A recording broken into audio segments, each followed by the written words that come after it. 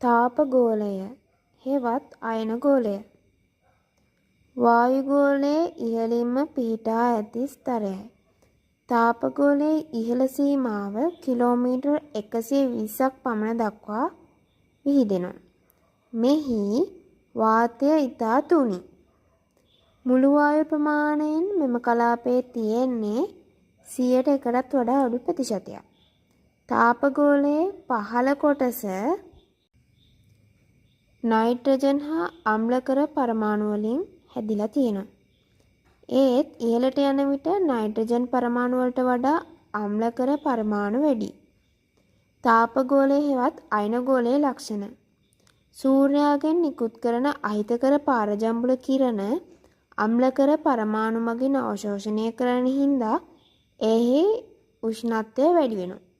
සාමාන්‍යයෙන් තාපගෝලයේ උෂ්ණත්වය සෙල්සියස් අංශක 1000 ඉඳන් සෙල්සියස් අංශක 1500 අතර වෙනවා. මෙහි ඇති විශේෂම ලක්ෂණය තමයි සූර්යයාගෙන් නිකුත් කරන පාරජම්බුල කිරණත් පිටත අවකාශයෙන් ලැබෙන කොස්මික් ධාරාවත් වායුගෝලයට අධික වේගයෙන් ඇතුළු වීම හේතුවෙන් අයනීකරණ ක්‍රියාවලියක් ඇතිවීමයි. මේ හින්දා මේ ස්තරයට අයනගෝලය කියලා කියනවා.